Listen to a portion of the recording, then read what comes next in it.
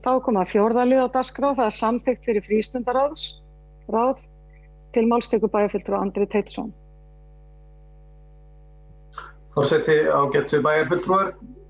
Hér er lögð fram tillaga breytingum á samþykkt fyrir frístundaráð. Tillagan var samþykkt í frístundaráði 25. mars síðastliðinn og í bæjarráði 8. apríl síðastliðinn. Hér er verið að uppfæra með, má segja, minniháttar breytingum, meðal annars vísa í nýleg lög jafna meðferð einstaklinga óháð kynþætti og þjóðernisuppruna, númer 85 frá 2018 og einnig verið uppfæra í samræmi við breytingu sem kom fram í máli bæjarfulltrúa Höllu Bjarkar undir 3. lið, það er að segja næstu undirmenn sviðsstjóra nefnist forstöðumenn en ekki deildarstjórar. Og síðasta samþykkt frístundaráðs var staðfest í bæjarstjórn 10. apríl 2018, það er að segja fyrir 2 árum síðan. Takk. Það er bæjarfulltrúi Andri Teitsson lokið máli sínu. Orðið er laust.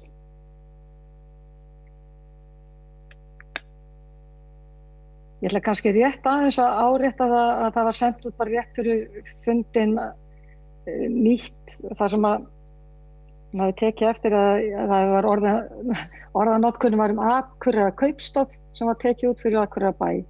Bara að bæjarfulltrúar hafi allir náð að opna það skjal fyrir fundin. Er ekki svo, enginn sem mótmælir því. Þeir sem geta samþykkt þessa nýja samþykkt gefið merki. Það er 11, takk fyrir það.